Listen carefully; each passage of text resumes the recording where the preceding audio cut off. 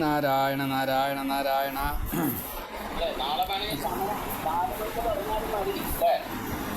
അത് നോക്കാം. ഇന്നത്തെ കഴിയട്ടെ. നാളെ രാവിലത്തെ കഴിഞ്ഞിട്ട് അപ്പം ചിന്തിക്കാം. സമയമുണ്ടല്ലോ. നമുക്ക് 12-ാമത്തെ അധ്യായം തൊട്ടിട്ട് വെറുതെ ഒന്ന് സ്മരിക്കാം. ഭഗവാന്റെ 5-ാമത്തെ വയസ്സ് ആ സമയത്തിലാണ് ഈ അഘാസുര മോക്ഷം നടക്കുന്നത്. അപ്പോൾ ഉച്ചയൂണ് സാധാരണഗതിയിൽ രാവിലത്തെ പശുക്കുട്ടികളെയൊക്കെ നോക്കിയിട്ട് തിരിച്ച് വീട്ടിൽ വന്നിട്ടാണ് ഊണ് പതിവ്. അപ്പോൾ ഉച്ചരിഞ്ഞിട്ടുള്ള നേരം കളിക്കാൻ സമയം കിട്ടാറില്ല. അപ്പോൾ എല്ലാവർക്കും കൂടുതൽ നേരം കൃഷ്ണൻ്റെ ഒപ്പം ഇരുന്ന് കളിക്കണം എന്നുള്ള ഒരാഗ്രഹം വന്നപ്പോൾ നമുക്ക് ചോറ് കൊണ്ടുപോയാലോ എന്ന് ചോദിച്ചു. അങ്ങനെയാണ് വനഭോജനം എന്നുള്ള ആ ലീല ഭഗവാൻ നിശ്ചയിച്ചത് എന്ന് സാരം. അപ്പോൾ ഊണിൻ്റെ കുറേ നിയമങ്ങളൊക്കെ അവിടെ കൃഷ്ണൻ പറയാതെ പറയുന്നുണ്ട്. അപ്പോൾ എല്ലാവർക്കും വലിയ സന്തോഷമായി. എല്ലാ അമ്മമാരും സമ്മതിച്ചു. അതേപോലെ തന്നെ ഓരോരുത്തർ അവരവരുടേതായിട്ടുള്ള സ്ഥിതിക്കനുസരിച്ച് ചോറ് കൊടുത്തയച്ചു എന്നാണ്. ഉരുളയായിട്ട് എന്ന് വെച്ചാൽ ഒറ്റ ഉരുളയാണ് കേട്ടോ, അല്ലാണ്ട് ചെറിയ ഉരുളകളായിട്ട് അങ്ങനെയല്ല.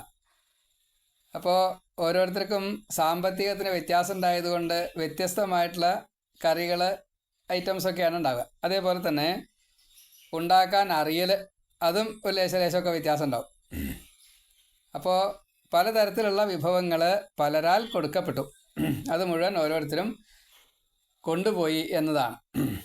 ഇങ്ങനെ ഉപ്പേരിയായാലും വേണ്ടില്ല, കൂട്ടാനായാലും വേണ്ടില്ല, ഉപ്പിലിട്ടതായാലും വേണ്ടില്ല, കൊണ്ടാട്ടനായാലും വേണ്ടില്ല, ഇങ്ങനെ പലതും കൊണ്ട് പശുക്കുട്ടികളെ മേയ്ക്കാൻ വേണ്ടിയിട്ട് കാട്ടിലേക്ക് എത്തി. പിന്നെ കുട്ടികൾക്കൊരു പ്രത്യേകത ഉണ്ട്. ഈ പശുക്കുട്ടികളെ കൊണ്ട് കാട്ടിലേക്ക് വിടേ വേണ്ടൂ, മറ്റുള്ള കാര്യങ്ങളൊക്കെ സ്വയമേവ പശുക്കുട്ടികൾ ചെയ്തോളും. അപ്പോൾ പശുക്കൾക്ക് പ്രത്യേകിച്ച് ഈ പശുക്കളെ നോക്കാൻ പോകുന്ന ഈ കുട്ടികൾക്ക് പ്രത്യേകിച്ച് ജോലികളൊന്നുമില്ല. അപ്പോൾ കൃഷ്ണൻ്റെ ഒപ്പം കളിക്കുക. ഇങ്ങനെ ദിവസേന ഇങ്ങനെ കളിച്ചു കൊണ്ടേയിരിക്കും. അപ്പോൾ പശുക്കുട്ടികളിങ്ങനെ കളിച്ചുകൊണ്ടിരിക്കുന്നുണ്ട്. അന്ന് അവർക്ക് ഈ ചോറ് കൊണ്ടുപോയ ദിവസമായതുകൊണ്ട് എല്ലാവർക്കും വിശപ്പ് കുറച്ച് അധികം നേരത്തെ ഉണ്ടായി എന്നാണ്. സാധാരണ ഉണയിക്കുന്ന ഒരു സമയമൊക്കെ ഉണ്ട്. ആ സമയത്തല്ല, അതിൻ്റെ മുന്നേ തന്നെ വിശന്നു. അപ്പോൾ എല്ലാവരും ചോറും കാര്യങ്ങളൊക്കെ എടുക്കല്ലേ ചോദിച്ചു കൃഷ്ണനോട്. എന്നാൽ ശരി എന്ന് പറഞ്ഞു. അപ്പോഴേക്കും ചില ഗോപന്മാർ വികൃതികളൊക്കെ അന്നുണ്ടേ. അപ്പോൾ ചോറ്റും പാത്രം അങ്ങോട്ടും ഇങ്ങോട്ടുമൊക്കെ മാറ്റിവെച്ചു. ചോറ്റും പാത്രത്തിലുള്ള ചോറ് കുറേശ്ശെ അങ്ങോട്ടും ഇങ്ങോട്ടുമൊക്കെ മാറ്റിവെച്ചു. അതേപോലെ ഒളിക്കുക, കണ്ടുപിടിച്ച് വെച്ചാൽ വീണ്ടും തിരിച്ചു കൊടുക്കുക, ഇങ്ങനെയൊക്കെയുള്ള ചില കുസൃതികൾ അവിടെ അവർ ചെയ്തു എന്നാണ്. എല്ലാം കളിയാണ്. ധാരാളമായിട്ടുള്ള കളികളുണ്ട്. ആ കൂട്ടത്തിൽ ഇതും ഒരു കളി, അത്രയേ ഉള്ളൂ. അതേപോലെ തന്നെ കുറച്ച് ബാലലീലയൂണി പറഞ്ഞതിൻ്റെ ശേഷമാണ് പിന്നീട് ആ ഊണിനെ പറ്റി പറയണത്. ഓടിച്ചെന്നിട്ട് കുട്ടികളെ തൊടുക. കൃഷ്ണനെ ഓടിയിട്ട് ആദ്യം തൊടുന്നതാരോ അയാൾ ജയിക്കുക. പിന്നെ ഓടക്കുഴൽ വിളി പ്രത്യേക തരത്തിൽ പറ്റുമോ എന്ന് അങ്ങോട്ടും ഇങ്ങോട്ടും. കൃഷ്ണൻ ഓടക്കുഴൽ വിളിക്കുന്ന കൂട്ടത്തിൽ ബാക്കിയുള്ളവർക്ക് പറ്റില്ല. അപ്പോൾ അങ്ങോട്ടും ഇങ്ങോട്ടൊക്കെ കുറേശ്ശെ കലശലൂട്ടുക. അതേപോലെ ചില കൊട്ട്, പാട്ട്, ഇങ്ങനെയൊക്കെ അനുകരണാദി കാര്യങ്ങളൊക്കെ ചെയ്യുക. കുയിൽ, മയിൽ, ഇങ്ങനെ കൊറ്റി, ഇങ്ങനെ ഉണ്ടല്ലോ. അതേപോലെ മയിൽ നൃത്തം വെക്കണ കൂട്ടത്തിൽ, പിന്നെ കുരങ്ങൻ മരത്തിൻ്റെ മുകളിലേക്ക് കയറുന്ന കൂട്ടത്തിൽ, അതേപോലെ ഇവരുടെയൊക്കെ ശബ്ദങ്ങളെ മിമിക്രി പോലെ അവതരിപ്പിക്കുക. പിന്നെ മരത്തിൻ്റെ മുകളിൽ കയറാൻ പറ്റാത്തവർക്ക് കൃഷ്ണൻ കാണിച്ചു കൊടുത്തു അത്രേ. കുരങ്ങൻ്റെ വാലൊക്കെ പിടിച്ചിട്ട് മരത്തിൻ്റെ മുകളിലേക്ക് കയറുക. അപ്പോൾ കൃഷ്ണൻ കയറി, എന്നാലിപ്പോൾ എനിക്കും കയറാലോ എന്നൊക്കെ പറഞ്ഞുകൊണ്ട് കയറുന്നതായിട്ടുള്ള രംഗം. അവിടെ നിന്ന് താഴേക്ക് വീഴുമ്പോൾ ഒന്നും പറ്റാതെ കൊണ്ട് കൃഷ്ണൻ നോക്കുന്നുണ്ട്. അത് വേറെ വിഷയം കേട്ടോ. അങ്ങനെ അതേപോലെ ചില തവളച്ചാട്ടം തൊട്ടുള്ള കാര്യങ്ങൾ, അതേപോലെ നദിയിൽ ചാടി മറിയും ചിലവർ, മുങ്ങാങ്കുഴിയിടുക, അങ്ങനെയല്ലേ. നിഴലിനെ പരിഹസിക്കുക, പ്രതിധ്വനി കേൾപ്പിക്കുക. അതേപോലെ ആകാശത്ത് കൂടെ പറവകളിങ്ങനെ പറക്കുമ്പോൾ ആ നിഴലിൻ്റെ പിന്നാലെ ഇങ്ങനെ അതേപോലെ പക്ഷികൾ പറക്കണ പോലെ ഇങ്ങനെ ഓടിക്കളിക്കുക. അപ്പോൾ യോഗികൾക്ക് പോലും കിട്ടാത്തതായിട്ടുള്ള ഈ കൃഷ്ണനെ ഈ കൂട്ടുകാർക്ക് എല്ലാ അർത്ഥത്തിലും ഇങ്ങനെ കിട്ടുക. എന്തൊരു സന്തോഷമാണ് ഓരോരുത്തർക്കും, എത്രയാണ് ഓരോരുത്തരും അനുഭവിക്കുന്നത് ചോദിച്ചാൽ നിശ്ചല. കൃഷ്ണനെ ബ്രഹ്മമായിട്ട് യോഗികൾ കാണുന്നു, ഭക്തന്മാർ പരദേവതയായിട്ട് കാണുന്നു, ഈ ഗോപന്മാർ കളിക്കൂട്ടുകാരായിട്ട് കാണുന്നു. ഇനി ഭാവിയിലെ ഗോപികൾക്ക് ജാരനായിട്ടാണ്. അതേപോലെ നമ്മളൊക്കെ ഓരോരുത്തരും പുത്രനായിട്ടും ബന്ധുവായിട്ടും തോഴനായിട്ടും ദൂതനായിട്ടും സാരഥിയായിട്ടും ശത്രുവായിട്ടും ഇനി കൃഷ്ണനെ ആ ഭാഗവതത്തിൽ മുഴുവനെ കാണാൻ അവരെല്ലാം ഇതൊക്കെ അനുഭവിക്കുകയാണ്. എങ്ങനെയാണ് കൃഷ്ണനെ ഓരോരുത്തർക്കും ഭഗവാൻ സകല സ്വരൂപനായിട്ട് വന്ന് അനുഭവിപ്പിച്ചത് എന്ന്. അപ്പോൾ ആ പരബ്രഹ്മത്തെ കിട്ടാനുള്ളൊരു ഭാഗ്യം വേണ്ടേ? അത് അത്ര എളുപ്പമല്ല. അപ്പോൾ ഇതിനെ എല്ലാവരും കാണാം. ലോകത്തിലുള്ള എല്ലാവരും ഒരേപോലെ ആ സമയത്ത് ദേവന്മാരായാലും ശരി, ഈ മഹർഷികളായാലും ശരി, എല്ലാവരും കൃഷ്ണൻ്റെ ഈ ഒരു കൗതുകപൂർണമായിട്ടുള്ള അനുഭവിപ്പിക്കലിനെ കണ്ട് മനസ്സ് വളരെയധികം സന്തോഷത്തോടു കൂടിയിട്ട് അതിൽ തന്നെ ലയിക്കുക. അപ്പോൾ അവർ മാത്രമല്ല, അസുരന്മാരും ഇതൊക്കെ കാണുന്നുണ്ടെന്നാ. അങ്ങനെയാണ് ഈ അഘാസുരൻ ഈ രംഗങ്ങളൊക്കെ കാണുന്നത്. പൂതനയുടെയും ബകാസുരൻ്റെയും സഹോദരനായിട്ടുള്ള ഈ അഘാസുരൻ മഹാപാപി എന്നൊന്നും പറഞ്ഞാൽ പോരാ, അഘെന്ന് പറഞ്ഞാൽ തന്നെ പാപിയാണ്. ആ മഹാപാപി എന്തൊക്കെ കഴിവുള്ള ചോദിച്ചാൽ ആവശ്യമില്ല കേട്ടോ, അത്രയ്ക്കൊക്കെ ഒരു ഉണ്ട് ഇനി. മഹാപാപി മാത്രമല്ല. അപ്പോൾ സൂത്രം തോന്നി കൃഷ്ണൻ പോണ വഴിക്ക് കൂട്ടുകാരോട് കൂടിയിട്ട് പോകുന്ന വഴിക്ക് ഒരു പാമ്പായിട്ട് കിടന്നു എന്നാ കഥയൊക്കെ എല്ലാവർക്കും അറിയാം. വായ പൊളിച്ചാണ് കിടന്നു, നാവ് അങ്ങോട്ട് നീട്ടി. അപ്പോൾ ഒരു പുതിയ വഴി, നല്ല മണ്ണിട്ട ചുവന്ന മണ്ണിട്ടുള്ള ഒരു വഴി കണ്ടപ്പോൾ കുട്ടികൾക്ക് വളരെ കൗതുകം. അതങ്ങനെ ചെന്ന് അവസാനിക്കണത് ഒരു ഗുഹയിൽ. അപ്പോൾ ആ പാമ്പിൻ്റെ വായ കാണുമ്പോൾ ചില രീതിയിൽ അതിനെ ഉദാഹരിക്കുകയാണ്. രണ്ട് പർവ്വതം പോലെ പല്ലിങ്ങനെ നിൽക്കുന്നുണ്ട്, ദംഷ്ട്രപല്ലാണേ. അതേപോലെ നടുക്കിൽ നല്ല ഗുഹ, വഴി അകത്തേക്ക് ഇങ്ങനെ പോയിട്ടുണ്ട്. എന്തൊരു ഭംഗിയാ! അതേപോലെ അതിൻ്റെ മുകളിൽ കയറി നിന്നപ്പോൾ നല്ല ചതുപ്പ് നിലത്ത് നിൽക്കണ പോലെയുള്ള സുഖം. അപ്പോഴേക്കും ചിലർ വിസ്തരിക്കാൻ തുടങ്ങി. ഇത് ഈ ഗുഹ കണ്ടു കഴിഞ്ഞാൽ ഒരു പാമ്പിൻ്റെ വായ പോലെ ഉണ്ടോ, നല്ലോണം സൂക്ഷിച്ചു നോക്കൂ എന്നൊക്കെ പറഞ്ഞിട്ടേ, ഇതാ മേഘം പോലെ ആ മേൽച്ചോട്ട് ഇങ്ങനെ കാണാല്ലേ, മേഘത്തിനെ കാണുമ്പോൾ മേൽച്ചോട്ട് അങ്ങനെ തോന്നുന്നില്ലേ? അതേപോലെ കീഴ്ച്ചുണ്ട് താഴ്വരയായിട്ട് കാണാല്ലേ, നാവ് നല്ല വഴിയായിട്ട് നിങ്ങൾ സങ്കല്പിച്ച് നോക്കിൻ, കൊടുമുടികളായിട്ട് ഈ ദംഷ്ടപ്പല്ലികളെയൊക്കെ കാണാല്ലേ. അപ്പോഴേക്കും കുറച്ച് ആൾക്കാരിങ്ങനെ അകത്തേക്ക് ഇങ്ങനെ കടന്നു പോയിട്ട് അവിടുന്ന് ചില ദുർഗന്ധങ്ങൾ ഇങ്ങനെ വരുന്നുണ്ട്. ഇതിൻ്റെ ഉള്ളിൽ നിന്ന് വരണ കാറ്റ് അത്ര സുഖമില്ലാട്ടോ, അത് എന്തോ ചീഞ്ഞ് നാറുണ്ട് അതിൻ്റെ ഉള്ളിൽ, എന്ത് കുഴിയാണാവോ എന്നൊക്കെ ചിലർ പറയുന്നുണ്ട്.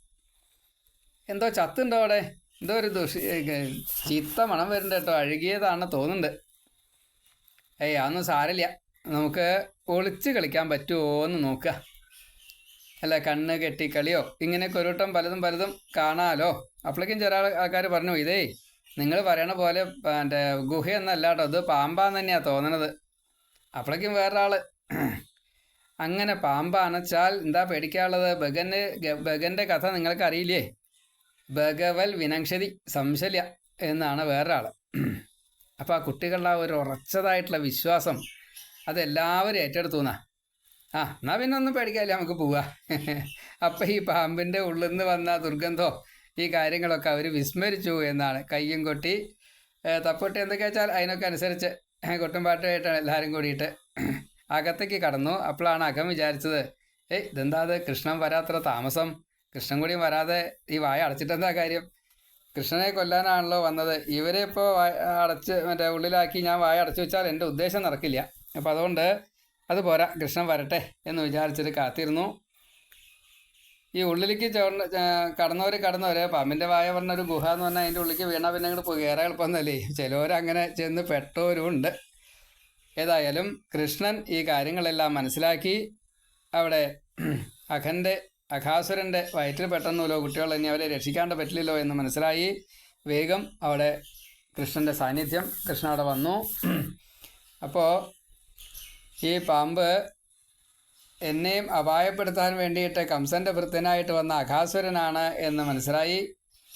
എന്നാൽ അത് വേണ്ട രീതിയിൽ തന്നെ അനുഭവിപ്പിക്കാം എന്ന് നിശ്ചയിച്ചു.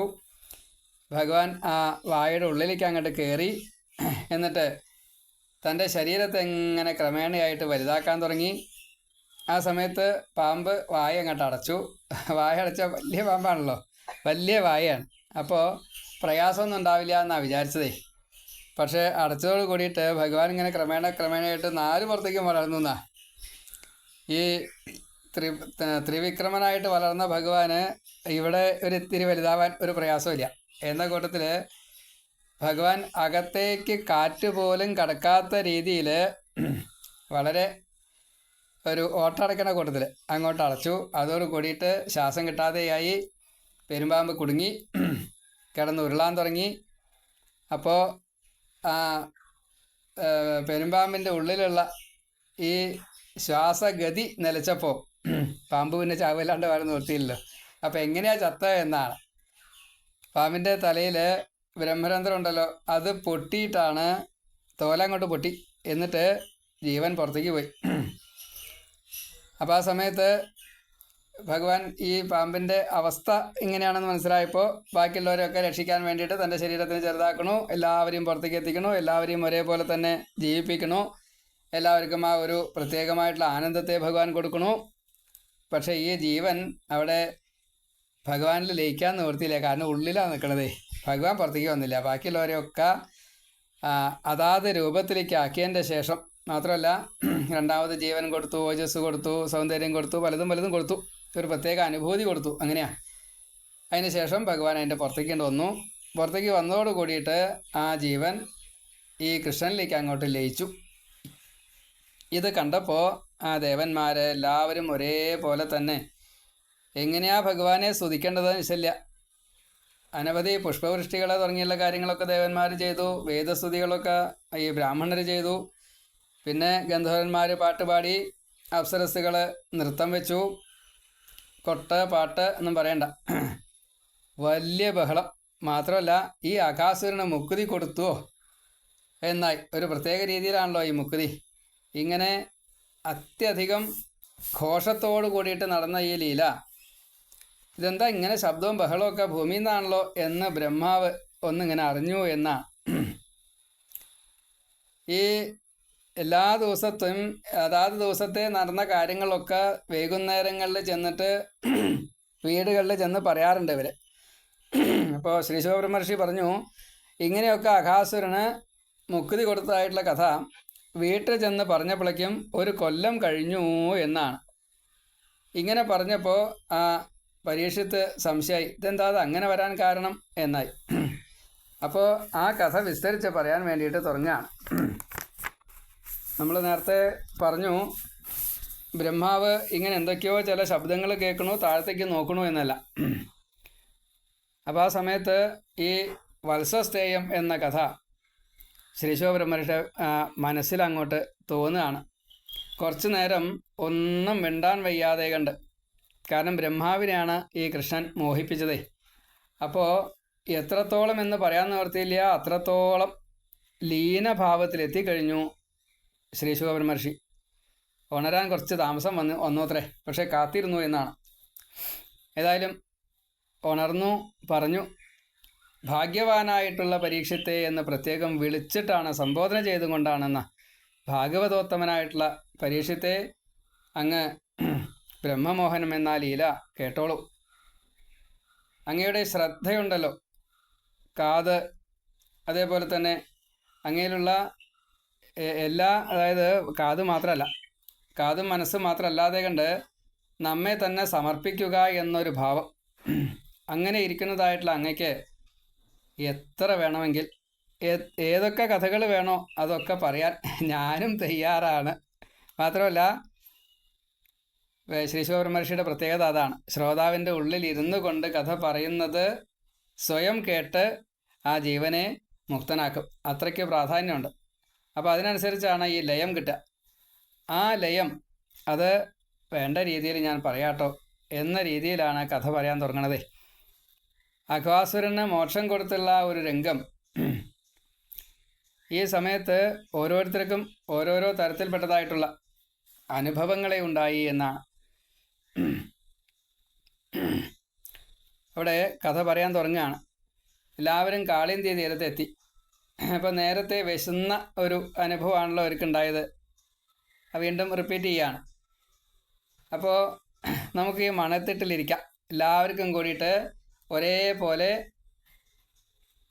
കൃഷ്ണനെ കണ്ടുകൊണ്ട് നേരത്തെ വിശന്നു എന്നല്ല പറഞ്ഞു. അപ്പോൾ ആ ഊണ് കഴിക്കുന്ന രംഗത്തെ ഒന്നിങ്ങനെ സ്മരിക്കുകയാണ്. അവരവിടെ അവരുടേതായുള്ള ഉത്തരയോ എന്തൊക്കെയാ വെച്ചാൽ അതൊക്കെ വിരിച്ച് അവിടെ ഇരുന്നു. അല്ലെങ്കിൽ എന്തെങ്കിലും മുണ്ടുണ്ടാവും, അത്രയേ ഉള്ളൂ. സങ്കല്പം അതാണല്ലോ, അതുകൊണ്ടാണ്. പശുക്കൾ അവിടെ പുല്ല് മേയണു. ആ സമയത്ത് ഈ നദിയിലെ വെള്ളം കുടിക്കുക, പശുക്കൾ പുല്ല് തിന്നും കൊണ്ട് മേഞ്ഞും കൊണ്ട് നടക്കുക, ഇങ്ങനെയൊക്കെ ചെയ്യുന്നു. ആ സമയത്ത് കൃഷ്ണൻ്റെ ഒരു രൂപത്തെ ഒരു ഒറ്റ ശ്ലോകത്തിലൂടെ പ്രത്യേകം പറയുകയാണ്. ബർഹാപീഠം നടവര ബാബു ഓടക്കുഴലൊക്കെ അരയിൽ തിരുകിക്കൊണ്ട് കൊമ്പ് വടി ഇതൊക്കെ ഇടത്തേക്ക് കക്ഷത്തിൽ വെച്ചുകൊണ്ട് കയ്യിൽ ഈ ചോറുരുള വെച്ച് അതിൻ്റെ ഓരോ വരലിലും ഓരോ തരത്തിൽപ്പെട്ടതായിട്ടുള്ള ഇടയിലൊക്കെ ഉപ്പേരി കഷ്ണങ്ങൾ വെക്കുക, കയ്പയ്ക്ക കൊണ്ടാട്ടണ വെച്ചാൽ മോതിരം പോലെ ഇടുക, ഇങ്ങനെ ഒരു വട്ടം. എല്ലാ അർത്ഥത്തിലും ആ ചോറ് ഉണഴിക്കുമ്പോൾ ബാക്കിയുള്ളവർക്ക് കൂടി ആകർഷക ഭാവം ഉണ്ടാകുവാൻ വേണ്ടിയിട്ട് കൃഷ്ണൻ കാണിക്കുന്ന ഒരു ലീല. കൃഷ്ണൻ നടുക്ക് നേർക്ക് നേരെ എന്നെ നോക്കിയിട്ട് ഊണഴിക്കണം, അല്ലെങ്കിൽ എനിക്ക് കൃഷ്ണനെ കണ്ടിട്ട് ഊണഴിക്കണം എന്ന് പറഞ്ഞപ്പോൾ ഭഗവാൻ അവിടെ ഈ ഒരു പുളിനെന്നാണ് പറയുക. അപ്പോൾ നളിനി പുളിനം അങ്ങനെയാണ്. ഏതായാലും മണത്തിട്ട ഒരിത്തിരി ഉയർന്ന ഒരു ഭാഗമുണ്ട്. അവിടെ പുല്ലിങ്ങനെ നിറച്ച് നിൽക്കുന്നുണ്ട്. അതിൻ്റെ മുകളിൽ കയറിയിരുന്നു. കൃഷ്ണൻ സഹസ്രമുഖന. അപ്പം അതുകൊണ്ട് എല്ലാവരുടെയും നോക്കുന്ന രീതിയിൽ, നേരിട്ട് നോക്കുന്ന രീതിയിൽ അനുഭവിപ്പിച്ചു കൊടുത്തു എന്നാണ്. അപ്പോൾ എല്ലാവർക്കും തോന്നി എൻ്റെ നേർക്ക് നോക്കിയിട്ട് ആ കൃഷ്ണൻ ഇരിക്കണമെന്ന്. അപ്പോൾ സഹസ്രദള പത്മം എങ്ങനെയാണോ അതേപോലെ കുട്ടികൾ ഓരോ ദളമായിട്ടും ഭഗവാൻ നടക്കും. ഇങ്ങനെ എല്ലാവർക്കും കാണാൻ പാകത്തിൽ പല തരത്തിൽപ്പെട്ടതായിട്ടുള്ള കളിതമാശകളെ പറഞ്ഞുകൊണ്ട് ആഹാരത്തെ സ്വീകരിക്കാൻ നിശ്ചയിച്ചു. അത് ഭഗവാൻ കൊടുക്കുന്നതായിട്ടുള്ള ആഹാരം കുട്ടികൾ സ്വീകരിക്കുന്ന പോലെയും കുട്ടികൾ കൊടുക്കുന്ന ആഹാരം ഭഗവാൻ സ്വീകരിക്കുന്ന പോലെയും എല്ലാവിധ നിയമങ്ങളെയും തെറ്റിച്ചുകൊണ്ടും ഭഗവാൻ അവിടെ കൂട്ടുകാരോട് തൂണ് കഴിച്ചു എന്ന് പ്രത്യേകം പറയുകയാണ്. അവിടെ എച്ചിലുമില്ല വറ്റുമില്ല. യജ്ഞഭുക് ബാലകേളി, അതാണ്. അതായത് ഊണ് കഴിക്കുന്ന സമയത്ത് മിണ്ടാൻ പാടില്ല. അപ്പോൾ അവിടെ ഭഗവാൻ പറയണത് ബഹളം വെച്ച് ഊണ് കഴിക്കാമെന്നാ. എന്ത് കൂട്ടിയിട്ടാ ഭഗവാനെ ഊണഴിക്കുക എന്ന് ചോദിച്ചപ്പോൾ ബഹളം കൂട്ടിയിട്ടാണ് ഊണഴിക്കുക എന്ന് പറഞ്ഞു. ഓരോരുത്തർക്ക് കൂട്ടാനില്ല, പേരില്ല, ചില പ്രശ്നങ്ങൾ, അതേപോലെ കൊണ്ടുവന്നത് കാണാനില്ല, അങ്ങനെ ചിലത്. ചില മിടുക്കന്മാർ ചോദിച്ചു അത്രേ, മറ്റേ എൻ്റെ ഊണ് എങ്ങനെയുണ്ട്, എൻ്റെ ഈ സ്വാദിഷ്ടമായിട്ടുള്ള മറ്റേ കൂട്ടാനും ഉപ്പേരും എന്താ വെച്ചാൽ അത് എങ്ങനെയുണ്ട് എന്നൊക്കെ ചോദിച്ചു അത്രേ. അപ്പോൾ നല്ല സ്വാദുണ്ട്. അപ്പോൾ പറഞ്ഞു ഇതിനൊട്ടും സ്വാദില്ല. അതാ വല്ലാത്ത വിഷമായി. അപ്പോഴേക്കും വേറൊരാൾ, അയ്യോ ഇത് എനിക്ക് എൻ്റെ വീട്ടിൽ അത്രയ്ക്കൊന്നുമില്ല, അതുകൊണ്ട് കൃഷ്ണ ഇത് തരാൻ തന്നെ എനിക്ക് മടിയാണ് എന്ന് പറഞ്ഞപ്പോൾ അതിനെ ഭഗവാൻ സ്വീകരിച്ച എന്തൊരു സ്വാദാ ഇതിന് എന്ന് പറഞ്ഞു എന്നാണ്. ഇങ്ങനെ വിപരീതം പറഞ്ഞുകൊണ്ടും ആകർഷിക്കാൻ വേണ്ടി എങ്ങനെയാണോ ഓരോരുത്തരെയും ഈ മനസ്സ് കൃഷ്ണനിൽ എത്തിക്കുക എന്ന ഭാവം വേണ്ടത്, അതും ഭഗവാൻ ചെയ്തു എന്നാണ്. ഏതായാലും ഇങ്ങനെ ഊണ് കഴിച്ചുകൊണ്ടിരിക്കുന്ന ആ രംഗത്തെ ബ്രഹ്മാവ് ഈ ലഹളയൊക്കെ മറ്റേ കേട്ടുകൊണ്ട് താഴത്തേക്ക് ഒന്നിങ്ങനെ നോക്കി. അപ്പോഴാണ് ഈ രംഗത്തെ ഇങ്ങനെ കണ്ടതേ. എന്നാൽ ബ്രഹ്മ പരീക്ഷിതുമന ഓർപ്പിച്ചു. എന്തായാലും ഒന്ന് പരീക്ഷിച്ചളയാൻ നിശ്ചയിച്ചു. അപ്പോഴേക്കും പശുക്കുട്ടികളിങ്ങനെ തൊട്ടടുത്താണ് ലേശ അകലെയായിട്ട് ഇങ്ങനെ മാറി നിൽക്കുന്നുണ്ട്. അപ്പോൾ ആ പശുക്കുട്ടികളെ ഒന്നും കൂടി ബ്രഹ്മാവ് ഇത്തിരി അകലേക്കാക്കി ഏതായാലും കാണാത്ത രീതിയിലായിട്ട് മറച്ചു. അപ്പോഴേക്കും കുട്ടികളിങ്ങനെ നോക്കണ്ട, അതാ കൃഷ്ണ പശുക്കുട്ടികളെ കാണാനില്ല കേട്ടോ, എവിടെയാ പോയെന്ന് വെച്ചാൽ ഞങ്ങൾ പോയിട്ട് ഇപ്പോൾ തിരഞ്ഞു വരാം എന്ന് പറഞ്ഞു. അപ്പോൾ കൃഷ്ണൻ പറഞ്ഞു ഊണ് കഴിക്കണോടത്ത് നിന്ന് നീക്കാൻ പാടില്ല, അറിയില്ലേ, നോക്കണേ. യജ്ഞം ഈ ഊണ് കഴിക്കുന്ന സമയത്ത് നിയമം തെറ്റിച്ച ഭഗവാൻ തന്നെയാണ് പറയണത്. എന്ത് നിയമമുണ്ട്, നിങ്ങൾ തെറ്റിക്കണ്ട, എനിക്കേ തെറ്റിക്കാൻ അധികാരമുള്ളൂ, അതാണ്. ഞാൻ പോയിട്ട് കൊണ്ടുവരാം. ഓ ശരി. എല്ലാവരും കൂടിയിട്ട് ഊണ് കഴിച്ചുകൊണ്ടിരിക്കണു. കൃഷ്ണൻ അവിടെ നിന്ന് പുറത്തേക്ക് പോണു. പശുക്കുട്ടികളെ അന്വേഷിക്കണു. കുറച്ച് പോയപ്പോഴേ കാണാനില്ല പശുക്കുട്ടികളെ. അപ്പോൾ ഒന്ന് നല്ലോണം ചിന്തിച്ചപ്പോൾ മനസ്സിലായി ഇത് ബ്രഹ്മാവ് പറ്റിച്ച പണിയാണ്. എന്നാൽ പിന്നെ കുറച്ചും കൂടി അവസരം കൊടുത്തളയാം. പശുക്കുട്ടികളെ അന്വേഷിക്കുന്ന രീതിയിൽ കുറച്ചും കൂടി അകലേക്ക് പോയി എന്നാണ്. ആ സമയത്ത് ബ്രഹ്മാവ് ഈ ഗോപന്മാരെയും മറച്ചു. അപ്പോൾ തിരിച്ച് ഇവിടെ വന്നപ്പോൾ ഗോപന്മാരെയും കാണാനില്ല. അപ്പോൾ സർവം വിധികൃതം മന്യേ, ഇത് മനസ്സിലായി. എല്ലാം ബ്രഹ്മാവിൻ്റെ ഈ സൂത്രം. എന്നാൽ ബ്രഹ്മാവിന് സന്തോഷമായിക്കോട്ടെ. നല്ലോണം കണ്ടോളൂ കേട്ടോ ബ്രഹ്മാവേ, ഇനി എൻ്റെ ലീല എന്താണെന്ന് ശരിക്കും മനസ്സിലാക്കിക്കോളൂ കേട്ടോ എന്ന രീതിയിൽ ഭഗവാൻ ഈ കൂട്ടുകാരുടേതായിട്ടുള്ള ഭാവഹാവാദികളോട് കൂടിയിട്ട്, വേഷഭൂഷാദികളോട് കൂടിയിട്ട്, പ്രായം തൊട്ടുള്ള ഓരോരുത്തർക്കും അതിൻ്റേതായ വ്യത്യാസങ്ങളൊക്കെ ഉണ്ടാവും. അതിനനുസരിച്ച് അവരുടെ കയ്യിലുള്ളതും എല്ലാം അതാത് രൂപത്തിൽ തന്നെ ആയിക്കൊണ്ട് വേഷം കെട്ടി എന്നാണ്. അതായിട്ടങ്ങോട്ട് മാറി. എത്ര കൂട്ടുകാരുണ്ടോ അത്രേ കൂട്ടുകാരായിട്ട്. അവർക്കൊക്കെ ഏതൊക്കെ വേഷങ്ങളുണ്ടോ, ഭാവമുണ്ടോ, നിറമുണ്ടോ, ആഭരണങ്ങളുണ്ടോ, വസ്ത്രങ്ങളുണ്ടോ, ഉറി, വടി, കൊമ്പ്, കുഴൽ, എന്തൊക്കെയുള്ളതെന്ന് വെച്ചില്ല, തലയിലും ഒക്കെ ഉണ്ടാവും, മേലൊക്കെ ഉണ്ടാവും. അതായിട്ട് മാറിയെന്നാ. അതേപോലെ തന്നെ പശുക്കുട്ടികൾ അതേ ഭാവഹാവാദികളോട് കൂടിയിട്ട്. അപ്പോൾ അവരവരുടെ അച്ഛൻ്റെ അമ്മയുടെ അടുത്തേക്ക് മാത്രമേ അവർ പോകുള്ളൂ. പശുക്കുട്ടികൾ അവരവരുടെ തള്ള പശുവിൻ്റെ അടുത്തേക്ക് മാത്രമേ പോകുള്ളൂ. ഇങ്ങനെയൊക്കെ ഉണ്ടല്ലോ. അതൊക്കെ അതാണ് ഭാവഹാവാദികളോട് കൂടിയിട്ട് മാറിയെന്ന് പറയാൻ കാരണം. ഇങ്ങനെ വൈകുന്നേരം വരെ പലതും ചെയ്തതിൻ്റെ ശേഷം വൈകുന്നേരം താൻ തന്നെ ഈ പശുക്കുട്ടികളെയും ഒപ്പം കൂട്ടുകാരെയും കൂട്ടിയിട്ട് അതാത് ഗൃഹങ്ങളിലേക്ക്, അതാത് തൊഴുത്തിലേക്ക് താൻ തന്നെ ചെന്നു. അപ്പം അങ്ങനെ എത്തിച്ചപ്പോഴോ ഓരോരുത്തരും അവരവരുടേതായിട്ടുള്ള സ്വന്തം എന്ന് നിരീക്കുന്ന പശുക്കുട്ടികളാച്ചാൽ തള്ള പശുക്കളെ വളരെയധികം സ്നേഹത്തോടു കൂടിയിട്ട് കുടിപ്പിക്കുക, നക്കി തോർത്ത് എന്തൊക്കെയാണ് വേണ്ടച്ചാൽ അതൊക്കെ സ്നേഹം, പരിലാളനം കൂടുതൽ. അച്ഛനമ്മമാർ, സഹോദരങ്ങൾ, മുത്തശ്ശന്മാർ, മുത്തശ്ശിമാർ, ഈ ഗോപബാലന്മാരെ എങ്ങനെയാണ് സ്വീകരിച്ച് വെച്ചാൽ മുഴുവൻ കൃഷ്ണനാണേ. വേഷത്തിന് മാത്രമേ വ്യത്യാസമുള്ളൂ. ബാക്കിയൊക്കെ വല്ലാത്തൊരു അറ്റാച്ച്മെൻറ്റ്. ഇതെന്താ അതിങ്ങനെ? ആർക്കും ഒരു സംശയവും തോന്നാത്ത രീതിയിൽ, സ്വന്തം എന്ന രീതിയിൽ തോന്നിപ്പിച്ചുകൊണ്ട് അവരെയൊക്കെ സന്തോഷിപ്പിക്കുക, കടം തീർക്കുക എന്നുള്ള രീതിയിൽ ഭഗവാൻ അതിങ്ങനെ ലീലയാ ചെയ്തു കഴിഞ്ഞു. ഇങ്ങനെ ഒരു കൊല്ലം തികയാൻ 4-5 ദിവസം താമസമുണ്ട്. ആ സമയത്താണ് ബലരാമന് വളരെ യാദൃശികമായിട്ടൊരു രംഗം കാണേണ്ടി വന്നു. അപ്പോൾ ഒരു സംശയം തോന്നി എന്നാണ്. വളരെ അകലെ വലിയ പശുക്കളെ മേയിച്ച് നടക്കുന്നതായിട്ടുള്ള ഗോപന്മാർ ആ പശുക്കളെ യാദൃശികമായിട്ട് ഈ കൃഷ്ണനാകുന്ന കുട്ടികളെയും പശുക്കുട്ടികളെയൊക്കെ കണ്ടു കഴിഞ്ഞപ്പോൾ, സ്വന്തം കുട്ടി അവിടെ ഇങ്ങനെ കണ്ടപ്പോൾ ആ വലിയ പശുക്കൾ അവർക്ക് സ്വതേ ഈ ചാടാനോ അല്ലെങ്കിൽ മറികടക്കാനോ പറ്റാത്തതായിട്ടുള്ള പാറയോ മതിലോ എന്താ വെച്ചാൽ അതൊക്കെ മറികടന്നുകൊണ്ട് ഒരു പശുക്കൾക്ക് പറ്റാത്ത കാര്യം പശുക്കൾ ചെയ്യുന്ന പോലെ. അപ്പോൾ അവർ നോക്കുന്നതായിട്ടുള്ള ഈ ഗോപന്മാർ അതിനെ തടുക്കാൻ വേണ്ടിയിട്ട് ശ്രമിക്കുന്നവർക്ക് അവർക്കും തടുക്കാൻ പറ്റാത്തൊരു ഭാവം. അവരും അവരുടെ മക്കളെ ഇവിടെ കണ്ടു കഴിഞ്ഞപ്പോൾ അവർക്കും സാധാരണ ഒരു മനുഷ്യൻ ചെയ്യുന്നതിനേക്കാൾ കൂടുതൽ അമാനുഷികമായിട്ട് പലതും ചെയ്തുകൊണ്ട് ചില മതിലൊക്കെ ചാടിക്കിടക്കുകയോ പാറക്കല്ലുകൾ ചാടിക്കിടക്കുകയൊക്കെ ചെയ്തപ്പോൾ ഇതെന്താ അതിങ്ങനെ? അതേപോലെ തന്നെ സ്വീകരിക്കലും അതേപോലെയാണ്. ചില പശുക്കളൊക്കെ താഴെ ഒന്നുകൊണ്ട് പെറ്റിട്ടൊക്കെ ഉണ്ടേ. അപ്പോൾ സാധാരണ താഴെ പെറ്റാൽ പിന്നെ വലിയ പശുക്കുട്ടികൾക്ക് മുല കൊടുക്കാറില്ല. അതൊക്കെ കൊടുക്കുന്ന കാണാണ്ട്. ഇതെന്താ അതിങ്ങനെ? അതേപോലെ അത്ര ഇവർക്കൊക്കെ അറ്റാച്ച്മെൻറ്റിന് വളരെ കുറവുണ്ട്. സാധാരണഗതിയിൽ കുട്ടികളെ ആ രീതിയിലൊക്കെ കാണുള്ളൂ. അതിനേക്കാൾ കൂടുതൽ സ്നേഹത്തോട് കൂടിയിട്ട് ഈ ഗോപബാലന്മാരെ സ്വീകരിക്കണു, ആലിംഗനാദി കാര്യങ്ങളൊക്കെ ചെയ്യണം. അപ്പോൾ സംശയമായി. അപ്പോൾ ബലരാമൻ നല്ലോണം കൃഷ്ണനെ ഒന്ന് നോക്കി. കൃഷ്ണനെ നോക്കിയെന്ന് മാത്രമല്ല നല്ലോണം ഒന്ന് മനനം ചെയ്തു. ഇതെന്താ, അത് മായയാണോ അതോ ദേവിയുടെ മായ, ശരിക്കുള്ള മായ എന്നെ പിടിച്ചതാണോ, അതോ ഭഗവാന്റെ മായയാണോ, അതോ അസുരന്മാരുടെ വരെ പറ്റിക്കലാണോ? കുറേ അസുരന്മാർ വന്നിട്ട് മരിച്ചു പോയിട്ടുണ്ടല്ലോ. അപ്പോൾ അങ്ങനെ വല്ലതുമാണോ? നല്ലോണം നോക്കിയപ്പോഴാണ് കണ്ടതേ സർവം കൃഷ്ണമയം. അപ്പോൾ കൃഷ്ണനെ വീണ്ടും നോക്കി. പശുക്കുട്ടികളെ, ഗോപബാലന്മാർ, ഓടക്കുള്ള കൊമ്പ്, മറ്റേ വടി, പറഞ്ഞില്ലേ സകല കാര്യങ്ങളും കൃഷ്ണ. ഇതെന്താ കൃഷ്ണ ചോദിച്ചു. അപ്പോൾ ഇതൊക്കെ ഏട്ടാ ബ്രഹ്മാവ് പറ്റിച്ച പണിയാണ്. സംഭവങ്ങളൊക്കെ ഒന്ന് സൂചിപ്പിച്ചു.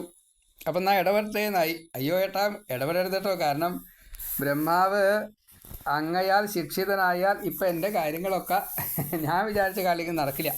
അതുകൊണ്ട് അങ്ങ് എന്തായാലും അതൊന്നും ചെയ്യണ്ട, ഒക്കെ കണ്ടു നിന്നോളൂ എന്ന് പറഞ്ഞു. അപ്പം അങ്ങനെ കണ്ടു നിന്നു.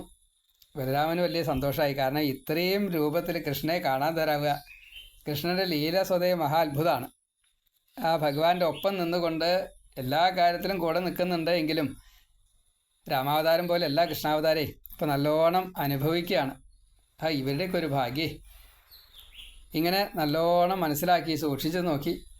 ഒന്നും അല്ല, ഒരു വേണ്ട രീതിയിൽ കൃഷ്ണനെ മുഴുവൻ മനസ്സിലാക്കുക എന്നുള്ളത് രാമന് പോലും പറ്റുന്നില്ലാച്ചാൽ ഈ ബാക്കിയുള്ളവരുടെ കാര്യമൊക്കെ പറയാൻ സാധിക്കുമോ? ആർക്കും ഒന്നും പറയാൻ പറ്റില്ല.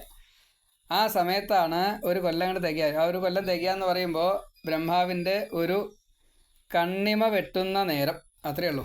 അപ്പോൾ ഇതിന് സെക്കൻഡ് എന്നാണോ പറയേണ്ടത്, 11 എന്നാണോ പറയേണ്ടത് നിശ്ചയില്ല. ഏതായാലും നിമിഷം എന്ന് പറയാം.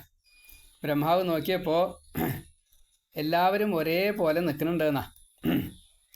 കൃഷ്ണൻ പഴയപടി, അതേപോലെ പശുക്കുട്ടികളുണ്ട്, മറ്റേ ഗോപബാലന്മാരുണ്ട്, എല്ലാവർക്കും ഒരേപോലെ അനുഭവിക്കണു.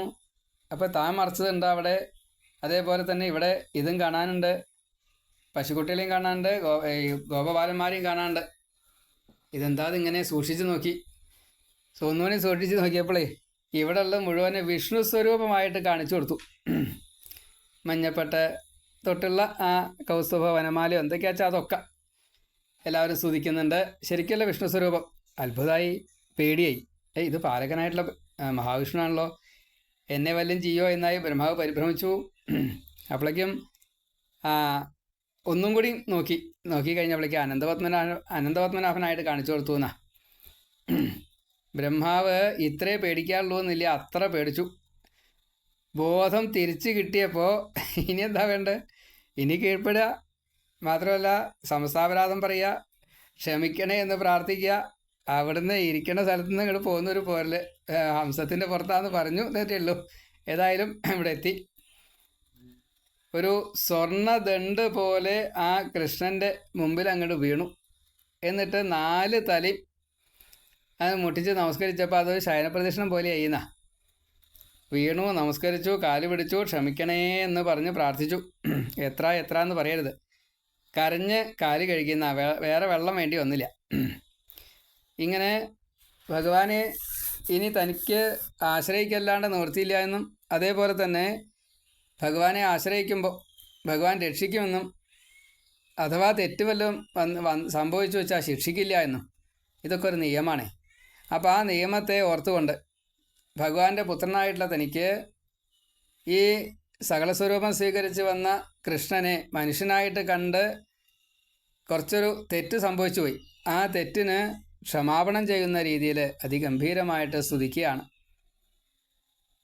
നവമീഡ്യതേ ഭ്രവപുഷേ, ഞാൻ എന്താ അങ്ങയെ നമസ്കരിക്കണു. എല്ലാവരാലും സ്തുതിക്കപ്പെടുന്നതായിട്ടുള്ള അങ്ങയെ ആർക്കാ അറിയാൻ സാധിക്കുക?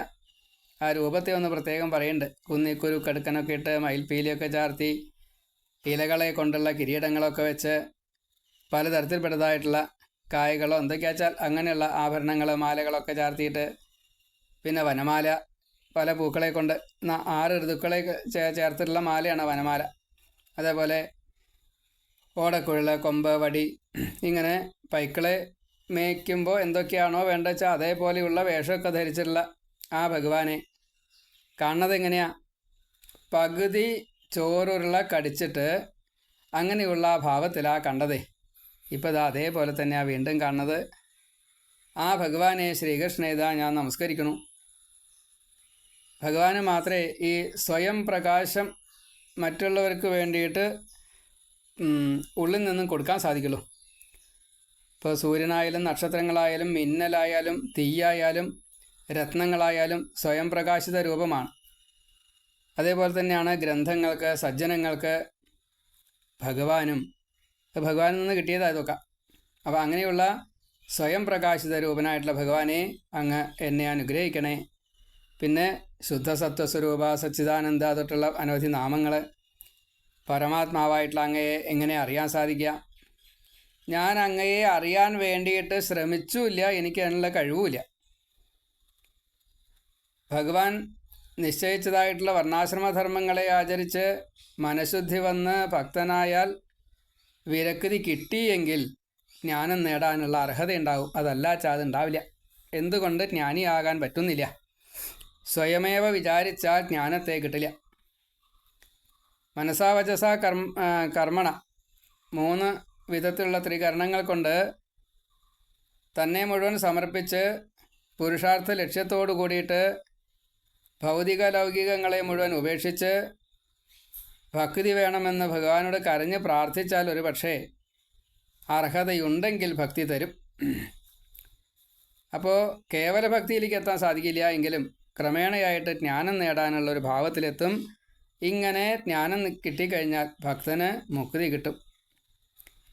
എന്നെപ്പോലെ വേണ്ടത്ര വിദ്യ ഇല്ലാത്ത ബ്രഹ്മാവിൽ നിന്നാണ് കേട്ടോ വിദ്യയൊക്കെ പുറത്തേക്ക് വന്നത്. എന്നാലും പറയുകയാണ്, വിദ്യയില്ലാത്ത ഞാൻ ഈ ഉമി കുത്തിയിട്ട് അരി കിട്ടാൻ ശ്രമിക്കുന്ന പോലെ ഭഗവാനെ പരീക്ഷിച്ചില്ലേ. അപ്പോൾ ഞാൻ എങ്ങനെയാണ് ചെയ്യേണ്ടത്? ഭഗവാൻ എന്നെ ഇത്രയും വലിയ ഒരു സ്രഷ്ടാവ് ആക്കിയിട്ട് നിശ്ചയിച്ചിട്ട് ആ വിനയോ ശുശ്രൂഷയോ സ്നേഹമോ സമർപ്പണമോ ചെയ്യേണ്ട ഞാൻ അതൊന്നും ചെയ്യാതെ കണ്ട് പരീക്ഷിക്കാൻ നിന്നില്ലേ. ഇനി ഞാൻ എങ്ങനെയാണ് ഇതിൽ നിന്നും മോചനം നേടുക? സാധാരണക്കാർ കർമ്മയോഗത്തിലൂടെ ക്രമേണയായിട്ട് നവതാഭക്തി ഭഗവാന്റെ അനുഗ്രഹം കൊണ്ട് ഒരു പക്ഷേ കിട്ടിയാൽ വൈരാഗ്യം വന്നിട്ട് മുക്തനാവും. അപ്പോൾ ത്രിഗുണാതീത ഭാവത്തിൽ അങ്ങയെ ഈ ത്രിഗുണാധീനന്മാർക്ക് അറിയാൻ കഴിയുമോ? ത്രിഗുണാതീത ഭാവത്തിലെത്താൻ ഗുരുക്കന്മാരെ അനുഗ്രഹിക്കുന്നത് പോലും ഭഗവാനാണ്. ആ ഗുരുത്വം ഇല്ലാതെ കണ്ട്, ഗുരുവിനെ ആശ്രയിക്കാതെ കണ്ട്, ലോകഗുരുവായിട്ടുള്ള ഭഗവാന്റെ ശിഷ്യനാണ് സ്വതേ ഈ ഭക്തനായിട്ടുള്ള ബ്രഹ്മാവും. സദാസമയത്തും തപസ് ചെയ്യുന്നയാളാണ്. അപ്പോൾ സ്വതേ ഗുരുസ്ഥാനമുണ്ട്, പിതാവാണ്. അപ്പോൾ ഞാനത് സ്വീകരിച്ചില്ല എന്നത് എൻ്റെ തെറ്റാണ്. അതുകൊണ്ട് എല്ലാ അവതാരങ്ങളെ പോലെയും തന്നെ ഈ അവതാരത്തെയും ഞാൻ കണ്ടതും എനിക്ക് ചെറിയ അബദ്ധം പറ്റിപ്പോയി. ഭഗവാന്റെ ലീലകൾ എത്ര എന്നുള്ളത് പറയാൻ നിവർത്തിയില്ല. ഭഗവാന്റെ അവതാരങ്ങൾ എത്രയാണെന്നുള്ളത് പറയാൻ നിവർത്തിയില്ല. മണത്തരി പോലെയെന്നോ മഴത്തുള്ളി പോലെയെന്നോ നക്ഷത്രങ്ങളെ പോലെയെന്നോ അതൊക്കെ ഒരു പക്ഷേ എണ്ണി തിട്ടപ്പെടുത്താൻ സാധിക്കും. പക്ഷേ ഭഗവാന്റെ ഇതൊന്നും അറിയാൻ സാധിക്കില്ല. നിർഗുണനായിട്ടുള്ള ഭഗവാൻ സഗുണലീല കാണിക്കാൻ വേണ്ടിയിട്ട് പുറമേ സകല സ്വരൂപത്തെ സ്വീകരിച്ചു. ഋഷഭദേവൻ്റെ ഒരു വാക്കുണ്ട്, എൻ്റെ ഈ ശരീരം ശുദ്ധ സത്വമാണ്, നിങ്ങൾ ഉദ്ദേശിക്കുന്ന രീതിയിലല്ല. എന്നിൽ നിന്നും പുറത്തു വരുന്ന എത്ര ചിത്തയാണ് എന്ന് നിങ്ങൾ ധരിക്കുന്നതിനും 10 യോജന സുഗന്ധമാണ് ഉണ്ടാവുക. മലമായാലും ശരി, വിയർപ്പായാലും ശരി. അപ്പോൾ ഈ ഭഗവാനിൽ നിന്നും എന്താണോ ഞാൻ സ്വീകരിക്കേണ്ടിയിരുന്നത് അത് സ്വീകരിക്കാതെ കണ്ട് പരീക്ഷിക്കാൻ നിന്നില്ലേ. അതെൻ്റെ തെറ്റ് തന്നെയാണ്. ഇത് ഒരു പക്ഷേ ഭഗവത്വത്തെക്കുറിച്ച് എനിക്ക് മനസ്സിലാക്കാൻ വേണ്ടിയിട്ടാവാം പരീക്ഷിക്കാനുള്ള ഒരു തോന്നൽ പ്രാരബ്ധമായിട്ട് എനിക്ക് തന്നത്. ഇങ്ങനെ ഞാൻ ഇനി എങ്ങനെയാണ് ഭഗവാനെ ആശ്രയിക്കേണ്ടത് എനിക്കറിയില്ല. ഞാൻ ചെയ്തത് തെറ്റാണ്, അവിവേകമാണ്. ആദ്യന്തമില്ലാത്തതായിട്ടുള്ള അങ്ങയാൽ സൃഷ്ടിക്കാൻ വേണ്ടിയിട്ട് ഒരു ബ്രഹ്മാണ്ടത്തെ മാത്രം സൃഷ്ടിക്കാനുള്ള അനുവാദം തന്നതായിട്ടുള്ള മായാനാഥനായിട്ടുള്ള അങ്ങയെ ഞാൻ മായ കാട്ടിയിട്ട് മോഹിപ്പിക്കാൻ ശ്രമിച്ചപ്പോൾ വിഡ്ഢിയായത് ഞാനല്ലേ. ഒരു വലിയ അഗ്നികുണ്ഡത്തിലെ മുകളിലേക്ക് പോകുന്നതായിട്ടുള്ളൊരു തീപ്പൊരിക്ക് ഈ അഗ്നികുണ്ഡത്തിന് എന്തെങ്കിലും ചെയ്യാൻ സാധിക്കുമോ? ഞാനാണ് ഈ അഗ്നികുണ്ഡത്തെ ജ്വലിപ്പിക്കുന്നത് എന്ന് ആ തീപ്പൊരിക്ക് പറയാൻ സാധിക്കുമോ? അത്ര ചെറിയ കഴിവല്ലേ എനിക്ക് അങ്ങ് തന്നിട്ടുള്ളൂ. ഞാൻ അതിൽ അഹങ്കാരം ചെയ്ത് കാണിച്ചപ്പോഴോ എന്നെ ശിക്ഷിക്കരുത് കേട്ടോ, ഇത് അവിദ്യയാണ്. ഞാൻ അങ്ങയുടെ പുത്രനാണ്. തെറ്റ് ചെയ്യുമ്പോൾ അനുകമ്പയാണ് ഭഗവാന്റെ സ്ഥായിയായിട്ടുള്ള ഭാവം. അപ്പം അതുകൊണ്ട് എനിക്ക് മാപ്പ് തന്ന് എന്നെ ആ രീതിയിൽ കണക്കാക്കണം. ഈ മായ അഷ്ടാവരണങ്ങൾ സപ്താവരണങ്ങളൊക്കെ ഉണ്ട്. അതിൽ ഉള്ളിൽ നിൽക്കുന്നതായിട്ടുള്ള ഞാൻ 84 വിരൽ മാത്രം ഉയരമുള്ള എന്നെക്കൊണ്ട് ഈ ബ്രഹ്മാണ്ടത്തിൻ്റെ ഉള്ളിൽ ഞാൻ എന്ത് ചെയ്യണമെന്ന് നിശ്ചയിച്ചതായിട്ടുള്ള ഭഗവാനായിട്ടുള്ള അങ്ങയെ എനിക്ക് അങ്ങയുടേതായിട്ടുള്ള ഒന്നിനെ മറക്കാൻ ഒരു മോഹം തോന്നുന്നുണ്ടായില്ലേ. എന്നിട്ട് ഞാനിപ്പോൾ ഇതാ വല്ലാതെ കണ്ട അബദ്ധമായിരിക്കണം. അതേപോലെ തന്നെ അങ്ങയിൽ നിന്ന് നിമിഷം തോറും ഉണ്ടാവുക, നിലനിൽക്കുക, ലയിക്കുക, ഇങ്ങനെ കോടിക്കണക്കിന് ബ്രഹ്മാണ്ടങ്ങളാണ് ഓരോ രോമകൂപത്തിലും ഓരോ നിമിഷം പ്രതി ഉണ്ടാകുന്നത്. അവിടെയൊക്കെ ഓരോ ബ്രഹ്മാവും ഉണ്ട്. അത് ഉണ്ട് എന്ന് എന്നെ അങ്ങ് അറിയിച്ചിട്ടുണ്ട്. എനിക്കെന്തോ അത് ഓർമ്മ വന്നില്ല. അപ്പോൾ ബ്രഹ്മമാകുന്ന ഭഗവാനെ ഞാൻ ഇപ്പോൾ ഹസിക്കുക എന്നൊരു തെറ്റ് ചെയ്തു. അതുകൊണ്ട് എന്നെ ശിക്ഷിക്കരുത്. പലതരത്തിൽപ്പെട്ടതായിട്ടുള്ള തെറ്റുകൾ സാധാരണ ചെയ്യാറുണ്ട്. അപ്പോൾ അതിൽ ബ്രഹ്മാവ് ഞാൻ ചെയ്തതായിട്ടുള്ള തെറ്റിനെ ഭഗവാനെ എങ്ങനെയാണ് കണക്കാക്കേണ്ടതെന്നറിയോ? ഗർഭത്തിലുള്ള ഒരു ശിശു അമ്മയുടെ വയറ്റിലിരുന്നിട്ട് ഇങ്ങനെ കാലണക്കുക, കൈ അനക്കുക ഒക്കെ ചെയ്യുമല്ലോ. അപ്പോൾ അത് അടിക്കുകയാണ്, കുത്തുകയാണ്, ചവിട്ടുകയാണ് എന്നൊക്കെ പറഞ്ഞിട്ട് ജനിച്ചു കഴിഞ്ഞാൽ ആ ഉണ്ണിയെ അമ്മ ശിക്ഷിക്കാറില്ല. എന്ന കൂട്ടത്തിൽ ഈ ബ്രഹ്മാണ്ടത്തിലിരുന്നു കൊണ്ട് ഞാൻ എന്തെങ്കിലും തെറ്റ് ചെയ്തു വെച്ചാൽ എന്നെ അങ്ങ് ശിക്ഷിക്കരുത് കേട്ടോ. അങ്ങയുടെ പുത്രനല്ലേ, നാരായണനായിട്ടുള്ള അങ്ങയുടെ നാഭിയിലെ താമരയിൽ എനിക്കും അങ്ങ് ഒരു സ്ഥാനം തന്നു. ആ താമരയെ തന്നെ ഞാൻ ഈ ബ്രഹ്മാണ്ടത്തിൻ്റെ ഒരു ബേസ്, അടിത്തറയായിട്ട് കണക്കാക്കി, അതിനെ മൂന്നാക്കിയിട്ട് കണക്കാക്കി. അപ്പം അതിൽ ഇരുന്നിട്ട് ഞാൻ എന്തൊക്കെയോ ചെയ്യുന്നു എന്നല്ലാതെ കണ്ട് സ്വന്തമായിട്ടുള്ളൊരു കഴിവില്ലാത്ത ഞാൻ അങ്ങയിൽ നിന്നും മേടിച്ചതായിട്ട് എന്തൊക്കെയോ ചെയ്യുന്നു. ആകെ ഒന്നേ ഉള്ളൂ, അത് നാരായണൻ മാത്രമാണ്. ആ നാരായണൻ എനിക്കും ഇതേപോലെ ബ്രഹ്മാവാനുള്ള അവസരം തന്നു എന്ന് മാത്രമേ ഉള്ളൂ. നാരായണനെ പോലും എനിക്ക് വേണ്ട രീതിയിൽ കാണാൻ സാധിച്ചിട്ടില്ല. ഞാൻ ശ്രമിച്ചു, താഴത്തേക്ക് എത്താൻ സാധിച്ചില്ല. എന്തൊക്കെയോ കാണിച്ചു, പൂർണ്ണമായി എന്നുള്ളത് മനസ്സിലായില്ല. ഞാൻ അന്ന് സ്തുതിച്ചു, ആ സ്തുതി പൂർത്തിയാക്കാൻ എനിക്ക് സാധിച്ചില്ല. 1000 കൊല്ലം തപസ് ചെയ്തു, ഭഗവാനെ ഭഗവാൻ തന്നെ കാണിച്ചു തന്നു, അപ്പോഴും എനിക്ക് മനസ്സിലായില്ല. സൃഷ്ടി ചെയ്തോളാൻ വേണ്ടി പറഞ്ഞു, അപ്പോഴും ഭഗവാൻ പറഞ്ഞു ഇനിയും കുറച്ചുകൂടി തപസ് ചെയ്യണമെന്ന്. അപ്പോൾ ഞാൻ വീണ്ടും തപസ് ചെയ്തു. ഇങ്ങനെ ഭഗവാനെ മുഴുവൻ മനസ്സിലാക്കാൻ സാധിക്കില്ല എന്ന് അന്ന് ഞാൻ പറഞ്ഞല്ലോ. അതിപ്പോൾ ഇതാ വീണ്ടും അങ്ങ് ഈ കൃഷ്ണസ്വരൂപത്തിൽ വന്ന് എനിക്കിതാ കാണിച്ചു തന്നിരിക്കണം. അങ്ങ് മണ്ണ് തിന്നു എന്ന് പറഞ്ഞപ്പോൾ ആ വായിലൊരു ബ്രഹ്മാണ്ടം കാണിച്ചയാളാ. അമ്മ 2 തവണ അത് കണ്ടു. ആ അമ്മയെ മോഹിപ്പിച്ച ഭഗവാൻ എന്നെ ഇപ്രകാരത്തിലല്ലേ ചെയ്തുള്ളൂ എന്നാണ് ഇപ്പം ഞാൻ അത്ഭുതപ്പെടുന്നത്. കാരണം ഏതൊരു ചെറിയ എത്ര കുഞ്ഞായാലും ശരി, ഏത് യോനിയായാലും ശരി, പക്ഷിയായാലും ശരി, മൃഗമായാലും ശരി, മനുഷ്യനായാലും ശരി, കുട്ടികൾക്ക് അമ്മയോടുള്ള ഒരു താല്പര്യം അതുപോലും ഭഗവാൻ ഇപ്രകാരത്തിൽ സരസമായിട്ട് ലീലയ പഠിപ്പിക്കുകയായിട്ടുള്ള ഒരു രീതിയിൽ ചെയ്യണു. അപ്പോൾ എന്നിൽ നിന്നും വന്നതായിട്ടുള്ള ഈ വേദം എന്നിലൂടെ ഭഗവാൻ പുറത്തേക്ക് വരുത്തിയത്, ഞാൻ അതിനെ ഒന്ന് മനനം ചെയ്തുവെങ്കിൽ ആ വേദത്തിലിരിക്കുന്ന ഭഗവാനെ, ഈ പ്രപഞ്ചത്തെ നിയന്ത്രിക്കുന്നതായിട്ടുള്ള ഭഗവാനെ, അതിൽ മായയാൽ ഈ ജീവജാലങ്ങൾ കുടുങ്ങുമെന്ന് ആ വേദത്തിൽ ഞാൻ തന്നെയാണ് പറഞ്ഞതേ. എന്നിട്ട് എന്തുകൊണ്ട് എനിക്കത് ഓർമ്മ വന്നില്ല? ഇങ്ങനെ പലതും പറഞ്ഞുകൊണ്ട് ഈ കൃഷ്ണൻ്റെ ഗോപന്മാരോടുള്ള ചങ്ങാത്തം, പശുക്കുട്ടികളെ നോക്കുക എന്ന ഒരു നാടകം, ഇങ്ങനെ പലതും ചിന്തിച്ചു. ഒന്നേ സത്യമുള്ളൂ, അത് കൃഷ്ണനാണ്, അത് ബ്രഹ്മമാണ്. ഇപ്പോൾ കാണിച്ചത് മായ തന്നെയാണ്. ഈ പ്രപഞ്ചം തന്നെ മിഥ്യയാണ്. ആകെ ഒന്നേ ഉള്ളൂ, അത് ബ്രഹ്മമാണ്, അത് മാത്രമേ സത്യമായിട്ടുള്ളൂ.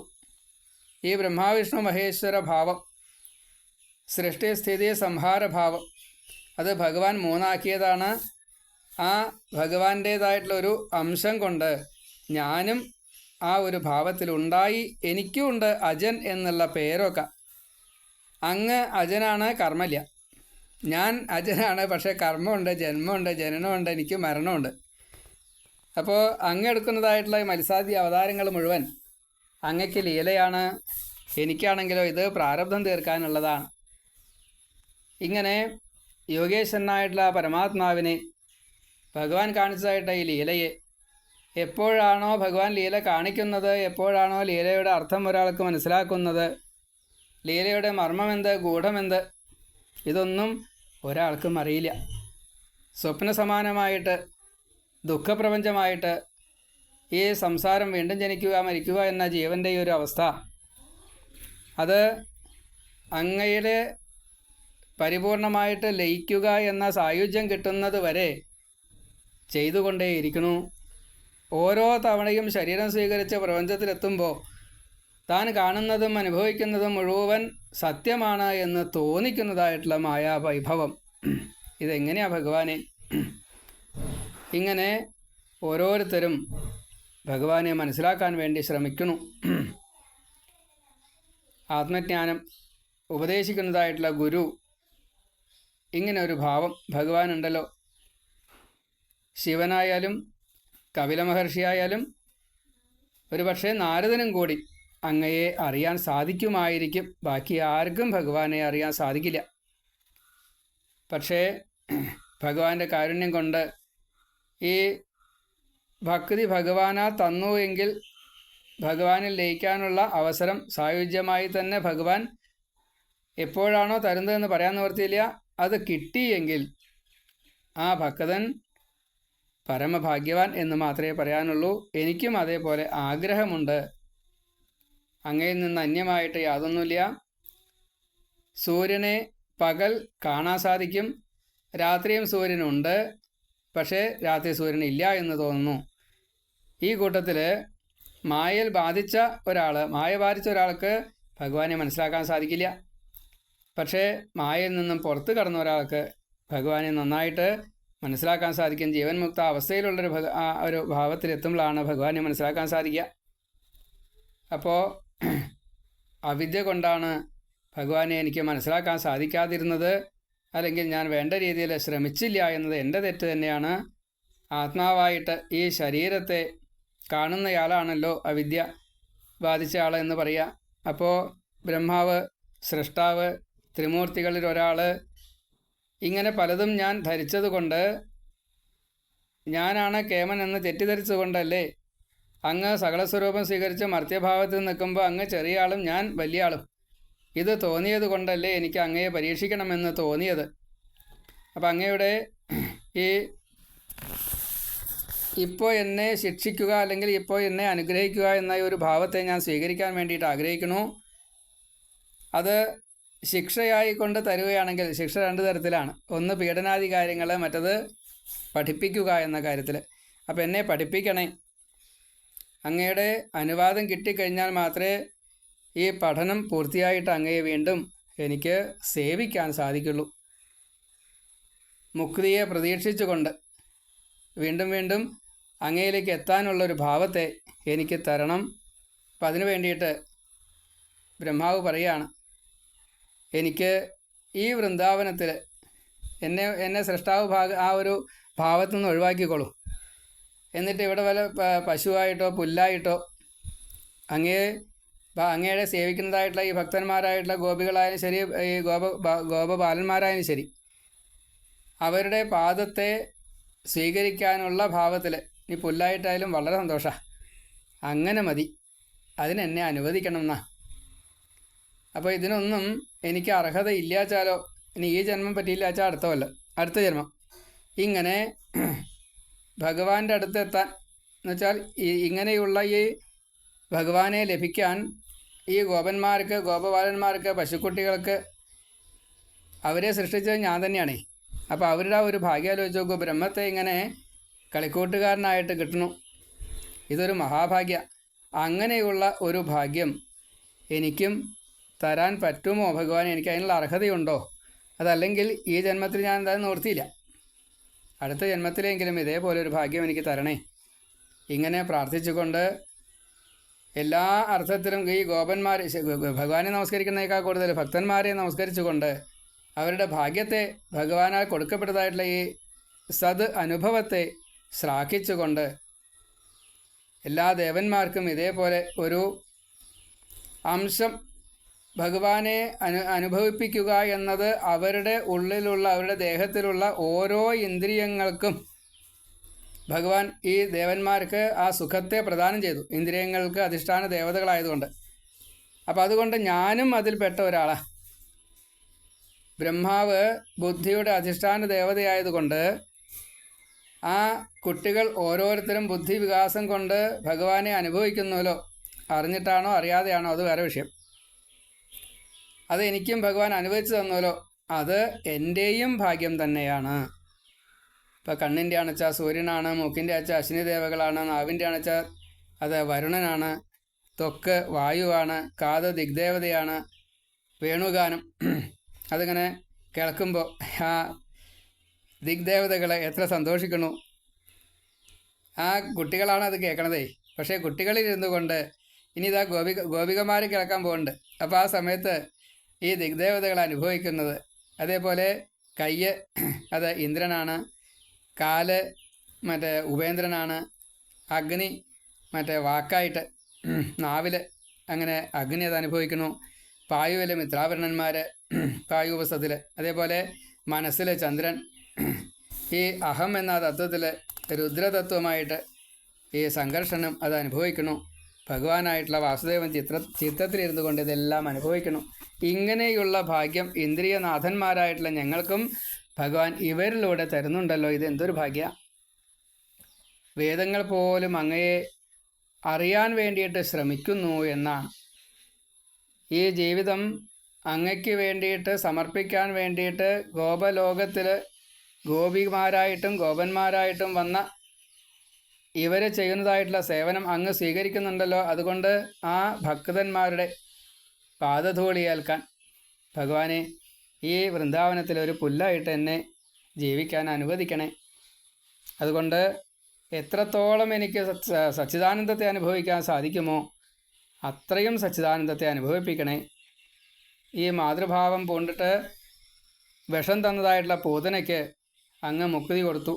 എത്രയോ രാക്ഷസന്മാർ അസുരന്മാർ ഇവിടെ വന്നിട്ട് അങ്ങയുടെ കയ്യിൽ നിന്നും മുക്തിയെ നേടി. ഇങ്ങനെ സ്നേഹം കൊണ്ട് തന്നെ മുക്തി കൊടുക്കുന്നതായിട്ടുള്ള ഈ ഭഗവാന്റെ ഈ കടം തീർക്കുന്നതായിട്ടുള്ളൊരവസ്ഥ അങ്ങ് യശോദ തൊട്ടുള്ള ഗോപന്മാർ ഗോപികമാർ ഇവരോട് എങ്ങനെയാ അങ്ങ് ഈ കടം തീർക്കാൻ കൂട്ടിയാൽ പറ്റുമോ? അനന്യ ശരണാഗതി ആശ്രയിച്ച് വന്നതായിട്ടുള്ള ഭക്തന്മാർ അങ്ങയുടെ അടുത്തെത്തുമ്പോൾ അങ്ങയ്ക്ക് വേണ്ടി ചെയ്യുന്ന സേവനങ്ങൾക്ക് പകരമായിട്ട് അങ്ങ് ഇവിടുത്തെ ഈ സ്വർഗം കൊടുത്തുകൊണ്ടൊന്നും കടം തീരില്ല. അപ്പം എങ്ങനെയാ അങ്ങ് കടം വീട്ടുക? പ്രപഞ്ചാതീതനായിട്ടുള്ള അങ്ങ് കാണിക്കുന്നത് മുഴുവൻ നാട്യമാണ്. ഇങ്ങനെ സച്ചിദാനന്ദത്തെ യോഗികളായിട്ടുള്ള ജ്ഞാനികൾക്ക് അനുഭവിപ്പിച്ചു കൊടുക്കുമ്പോൾ എങ്ങനെ അനുഭവിച്ചു കൊടുക്കുന്നത്? ഈ ഭക്തന്മാരായിട്ടുള്ള ഗോപികമാരും ഗോപന്മാരും പശുക്കുട്ടികളും പുല്ലും വൃന്ദാവനവും ഒക്കെ ഭഗവാനിൽ നിന്നും പലതും സ്വീകരിക്കുക. ഇങ്ങനെ സ്വീകരിക്കുമ്പോൾ ഉണ്ടാവുന്ന അവരുടെ ദേഹത്തിലുള്ള ഓരോന്നിൻ്റെയും അധിഷ്ഠാന ദേവതകളായിട്ടുള്ള ഞങ്ങളൊക്കെ അതിൽ അഭിമാനിക്കുക. ഇത് മുഴുവൻ ഞങ്ങൾക്ക് സ്വീകരിക്കാൻ ഭഗവാൻ അനുഗ്രഹം തരിക. ആ അങ്ങയെ മനസ്സിലാക്കാൻ സൃഷ്ടാവായിട്ടുള്ള എനിക്ക് പോലും കഴിയുന്നില്ലല്ലോ ഭഗവാനെ. എൻ്റെ നിസ്സാരത ഇതാ എനിക്ക് മനസ്സിലാക്കി കഴിഞ്ഞിരിക്കണു. ശ്രീകൃഷ്ണനായിട്ടുള്ള ഭഗവാനെ അങ്ങ് എന്നെ പോകാൻ അനുവദിക്കണേ. ഞാൻ സൃഷ്ടിച്ചതായിട്ടുള്ള ഈ പ്രപഞ്ചം ഞാനാണ് സൃഷ്ടിച്ചത് എന്ന അഭിമാനം എന്നെ കീഴ്പ്പെടുത്തി കളഞ്ഞിരിക്കുന്നു. അത് ഇല്ലാണ്ടാക്കാൻ ഭഗവാനെ എന്നെ ഇതാ മുഴുവനായിക്കൊണ്ടും അങ്ങയുടെ തൃപ്പാദത്തിൽ സമർപ്പിക്കുന്നു. ഈ യാദവ വംശം 8 തരത്തിൽപ്പെട്ടതായിട്ടുള്ള വൃഷ്ണി വംശം അതിനെ വർദ്ധിപ്പിക്കുന്നതായിട്ടുള്ള ലോകത്തെ മുഴുവൻ പാലിക്കുന്നതായിട്ടുള്ള പശുപതിയായിട്ടുള്ള പശുപാലകനായിട്ടുള്ള ധർമ്മരക്ഷകനായിട്ടുള്ള ദുഷ്ടശിക്ഷകനായിട്ടുള്ള എല്ലാ അർത്ഥത്തിലും ഭഗവത്വത്തെ കാണിക്കുന്നതായിട്ടുള്ള ഭഗവാനെ അങ്ങേ ഞാനിതാ നമസ്കരിക്കുന്നു. ഇങ്ങനെ ഭഗവാനെ നന്നായിട്ട് സ്തുതിച്ച് പ്രദക്ഷിണം വെച്ച് നമസ്കരിച്ച് ഭഗവാന്റെ അനുവാദം കിട്ടി ബ്രഹ്മാവ് യാത്രയായി. ആ സമയത്ത് കുട്ടികൾ സാധാരണ പോലെ തന്നെ വീണ്ടും പൈക്കുട്ടികളായിട്ട് പൂർവ്വസ്ഥിതിയിലായി മായാൽ മടങ്ങിക്കിടക്കുന്നതായിട്ടുള്ള അവർക്ക് ഒരു കൊല്ലം ഒരു നിമിഷം പോലെ തോന്നി എന്നാണ്. അഘാസുര മുക്തി കഴിഞ്ഞിട്ടുള്ള ആ സമയമാണ്. കൃഷ്ണൻ പശുക്കുട്ടികളെ അന്വേഷിച്ച് പശുക്കുട്ടികളെയും കൊണ്ടുവന്നു. അപ്പോൾ ഇവരുടെ കയ്യിലൊക്കെ ഉരുളുണ്ട്, അല്ലെങ്കിൽ ഉപ്പേരിയുണ്ട്. കൃഷ്ണൻ്റെ കയ്യിലുണ്ട്, ഇടത്തെ കയ്യിൽ പകുതി കടിച്ചതായിട്ടുള്ള ഒരു ചോറുരുളിരിക്കുന്നുണ്ട്. ഇതെല്ലാം കൂടി കണ്ടു അവർ പറഞ്ഞു, കൃഷ്ണ എത്ര വേഗം അങ്ങ് വന്നത്, ഇത്ര വേഗം പശുക്കുട്ടികളെ കൊണ്ടുവന്നു എന്ന്. 1 കൊല്ലം കഴിഞ്ഞു ഇവിടെ, അത് അറിഞ്ഞില്ല ആ കുട്ടികൾ. അതാണ്. വീണ്ടും കുറച്ച് നേരമൊക്കെ കളിച്ച് വീട്ടിൽ വൈകുന്നേരം എത്തി. പോണ വഴിക്ക് ഈ പാമ്പിൻ്റെ ഉണങ്ങിയതായിട്ടുള്ള ആ എല്ലോ എന്താ വെച്ചാൽ അതിങ്ങനെ കാണിച്ചു കൊടുത്തു. കണ്ടു കുട്ടികളെ, ഇത് എന്നോ കിടക്കണതാ എന്നൊക്കെ പറഞ്ഞപ്പോഴേ, എന്തൊക്കെയോ ഉണ്ടോ അവിടെ. ഇപ്പോൾ ഈ 5-ാം വയസ്സിൽ നടന്ന ലീല 6-ാം വയസ്സിൽ പൗഗണ്ഡ വയസ്സ്, അപ്പോൾ അത് കഴിഞ്ഞിട്ടാണ് അത്രയും പറഞ്ഞു കൊടുത്തത്. കുമാരൻ എന്നുള്ള ഭാവത്തിലെത്തിയെന്ന. അതുകൊണ്ടാണ് പരീക്ഷത്തെ കൃഷ്ണൻ്റെ ഈ സകല സ്വരൂപം ചെയ്തതായിട്ടുള്ള ലീലകൾ അത് ഗ്രഹിക്കാൻ വളരെ പ്രയാസമാണ്. എല്ലാവർക്കും സ്വന്തം ദേഹത്തേക്കാൾ കൂടുതൽ ഭഗവാനോടാണ് താല്പര്യമുണ്ടാവുക, പരമാത്മാവിനോടാണ് താല്പര്യമുണ്ടാവുക. ശ്രീശോഭ മഹർഷി പറയുകയാണ്, പരീക്ഷത്ത് ചോദിച്ചു അത്രേ, എന്തുകൊണ്ടാണ് ഈ 1 കൊല്ലം അത്യധികമായിട്ട് അമ്മമാരും അച്ഛന്മാരും തള്ളപ്പശുക്കളും കുറച്ചധികമായിട്ട് കൃഷ്ണനോട് ഇങ്ങനെ താല്പര്യം കാണിച്ചത്? അപ്പോൾ അതിന് ഉത്തരമായിട്ട് ഭഗവാൻ പറഞ്ഞതാ, ഈ ശ്രീശോഭ മഹർഷി പറഞ്ഞതാ, എനിക്ക് എൻ്റെ ശരീരത്തിനോട് നല്ലോണം മോഹമുണ്ടാവും, അത് കഴിഞ്ഞാൽ എൻ്റെ ജീവനോട് മോഹമുണ്ടാവും. അതിൻ്റെയും അപ്പുറത്താണ് പരമാത്മാവിനോടുള്ള അതിയായിട്ടുള്ള മോഹം ഉണ്ടാവുക. ആ മോഹമാണ് അവർ ഈ കൃഷ്ണനോട് ഇപ്രകാരത്തിൽ വേഷം കെട്ടിയതായിട്ടുള്ള തൻ്റെ മക്കൾ എന്ന രീതിയിൽ കണക്കാക്കി സ്നേഹിച്ചത്. അപ്പോൾ പരമാത്മാവിലേക്ക് എത്താനുള്ള ജീവാത്മാവിൻ്റെ അതിയായിട്ടുള്ള ഒരു താല്പര്യമാണ് ഇങ്ങനെ ഭഗവാനെ സ്വീകരിച്ചത്. നമുക്ക് മാത്രമേ എന്തുള്ളൂ, അന്യൻ, ബന്ധു, സുഹൃത്ത്, അച്ഛൻ, അമ്മ, ഭാര്യ, പുത്രൻ, ദേഹം, ആത്മാവ്, ഇങ്ങനെ ഒരു വേർതിരിവ് ഇത് നമുക്ക് മാത്രമേ ഉള്ളൂ. പക്ഷേ ഭഗവാനോ, ഭഗവാൻ ഇതിലുള്ളത് ഓരോന്നും ഭഗവാൻ തന്നെയാണ്, ഭഗവാന്റെ അംശ. ഭഗവാൻ അല്ലാതെ കണ്ട് ഇവിടെ എന്തെങ്കിലും ഉണ്ടോ? ഒന്നുമില്ല. പക്ഷേ ഈ ദേഹത്തിലിരിക്കുന്ന ജീവൻ ഇത് അറിയാത്തത് കൊണ്ട്, മായ ബാധിച്ചതായതുകൊണ്ട് അവർക്ക് ഇത് അനുഭവിപ്പിക്കുക എന്ന ഒരു ഉദ്ദേശം ഭഗവാൻ ഉണ്ടായതുകൊണ്ട് ഭഗവാൻ ഇങ്ങനെ ഒരു പ്രത്യക്ഷമായിട്ടൊരു ലീല കാണിച്ചതാണ്. ആ ലീലയിൽ പങ്കാളിയാവാൻ ഏറ്റവും അർഹതയുള്ളത് ബ്രഹ്മാവിനാണ്. അതുകൊണ്ട് ബ്രഹ്മാവിനെ തന്നെ മോഹിപ്പിച്ചു എന്നാണ്.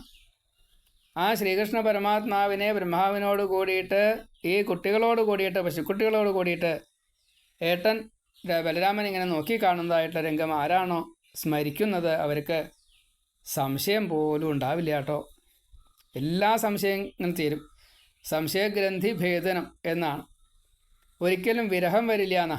എന്താ കാരണം? സദാസമയത്തും ഭഗവാനെ ഉള്ളിൽ കൊണ്ടു നടക്കാൻ സാധിക്കും. ഇങ്ങനെ കൃഷ്ണൻ്റെ ഓരോ ലീലകളും ഇനി മഹാദേവനെ കൂടി പരാജയപ്പെടുത്തുന്നുണ്ട്. അപ്പം ജൃംഭണാണ് ഭഗവാൻ കാണിക്കുന്ന ഓരോ ലീല അങ്ങനെയാണ്. അതിങ്ങനെ സ്മരിച്ചു കഴിഞ്ഞാൽ പിന്നെ ഇപ്പം പറയണില്ല, ഒടുക്കം പറയുകയാണ്, എന്ത് പാമ്പും വരില്ല, കടിക്കൂല. എന്താ അത്? കാമബാക്കിയോ കർമ്മബാക്കിയോ നമ്മളെ പിടികൂടില്ല.